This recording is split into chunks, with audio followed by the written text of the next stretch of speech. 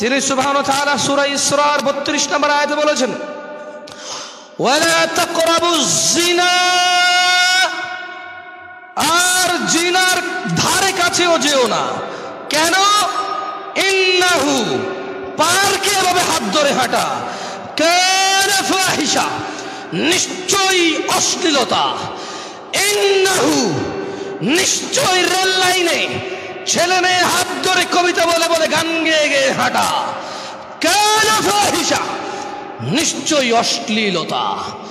লা তাকরাবুজ জিনা, জিনার কাছেও যেও না। কেন? ইন্নাহু কানা ফাহিশা, নিশ্চয়ই এটা অশ্লীলতা। ক্লাসের ভিতরে বসে দুইজন পাশাপাশি বেঞ্চে, টিচার বোর্ডে লেখাচ্ছে, একজন একজনের পায়ে পা লাগিয়ে দেওয়া, একজন একজনের হাত ধরা, নিশ্চয়ই কলেজ থেকে বের হয়ে একজন আরেকজনের হাতের ভিতরে এভাবে হাত ঢুকিয়ে দিয়ে এভাবে হাঁটা, কানা ফাহিশা, অশ্লীলতা, অশ্লীলতা, অশ্লীলতা। লা তাকরাবুজ জিনা, কাছেও যেও না। এভাবে মেসেজ করো না, এটা কাছে যাওয়া হয়। এভাবে রেল লাইনে হেঁটো না, পার্কে বসো না, হাতের জিনে এভাবে হেঁটো না, এটা কাছে যাওয়া। লা তাকরাব, কাছে যেও না, নিকটবর্তী হয়েও না।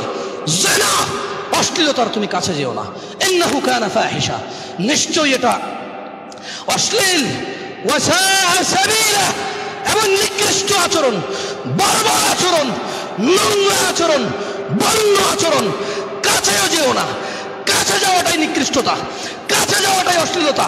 মেসেজ করা, চিঠি লেখা, হাত ধরা, চোখ টিপ দেওয়া, রাস্তায় হাঁটা, পার্কে বসা, রেল লাইনে চলা, একসাথে দেখা করতে, কফি হাউসে যাওয়া, চায়ের দোকানে যাওয়া, ফুচকা দোকানে যাওয়া, কাছে যাওয়াটাই অশ্লীলতা।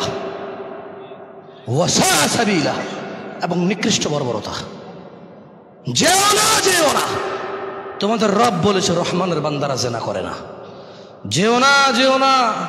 তোমাদের রব বলেছে এটা নিকৃষ্ট এবং ঘৃণিত আচরণ, এর কাছেও যাওয়া যাবে না। তোমরা কি আম্মাজান আয়েশা রাদিয়াল্লাহু আনহার কথা শোনোনি?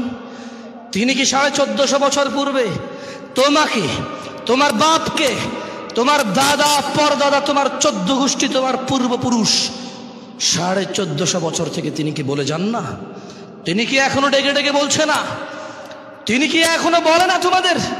তোমাদের মাদ্রাসার হুজুররা, তোমাদের মসজিদের খতিবরা, তোমাদের ডাবল টাইটেল, ট্রিপল টাইটেল মাওলানা, পাশ মাওলানারা, তারা কি তোমাদের বলে না? তোমাদের মক্তবে কি কোরআন পাওয়া যায় না? তোমাদের মক্তবে কি হাদিস পাওয়া যায় না? তোমাদের দেশের লাইব্রেরিগুলোতে কি হাদিসের গ্রন্থ পাওয়া যায় না? এগুলো কি কোনো বিলুপ্ত প্রাণী যা চিড়িয়াখানায় টাকা দিয়ে দেখতে হয় গিয়ে, এরকম নাকি? তোমাদের এই জুমাটা কি ফ্রি না? তোমরা কি ফ্রিতে কথাগুলো শুনছো না? কয়জনে কি পে করে, কয়জনে নির্মাণের কাজে সহযোগিতা করে, কয়জনে দিলেও যারা দেয়, কি বা দেয়? ওর চোখ আল্লাহর, ওর নাক আল্লাহর, ওর মুখ আল্লাহর, ওর হাত আল্লাহর, ওর কিডনি আল্লাহর। ও যে বলে, ও যে খায়, ও যেখান দিয়ে ও সব কিছু টয়লেটে গিয়ে নিজেকে পরিষ্কার, নিজেকে পরিচ্ছন্ন করে আসে, সেটাও তো আল্লাহর দেওয়া জ্ঞান, সেটাও তো আল্লাহর দেওয়া নিয়ামত। যে পানি দিয়েও পরিষ্কার হয়, সেটা তো আল্লাহর দেওয়া। বিনিময় সে দিলে কি দিয়েছে আল্লাহকে? আল্লাহর রাস্তায় কি খরচ করেছে সে আল্লাহর সাথে করেছে। আমার কি? আমাকে কেন সে বল দেখাবে? সে মসজিদের জায়গা দিছে তো আল্লাহকে দিছে, আমার কি? আমার সাথে বল দেখাবে কেন? সেই তিনখানে 10 লাখ টাকা দিছে, আমার সাথে তো ভাব নেওয়ার কি আছে? তুমি দিছো আল্লাহকে, তুমি আল্লাহ থেকে চেয়ে নিবা। আল্লাহ তোমাকে আরো কত কিছু দিছে। আম্মা জানা আয়েশা কি তোমাদেরকে বলেনি? আম্মা জানা আয়েশা কি তোমাদেরকে বলেনি? তোমরা কি শোনোনি তোমাদের মায়ের কথা? রাদিয়াল্লাহু আনহা ওয়ারদা। তোমরা রাসূলুল্লাহ সাল্লাল্লাহু আলাইহি সাল্লামকে ভালোবাসো, সারাদিন গজল গাও, নবীউন্না এভাবে গাইতে থাকো তোমরা।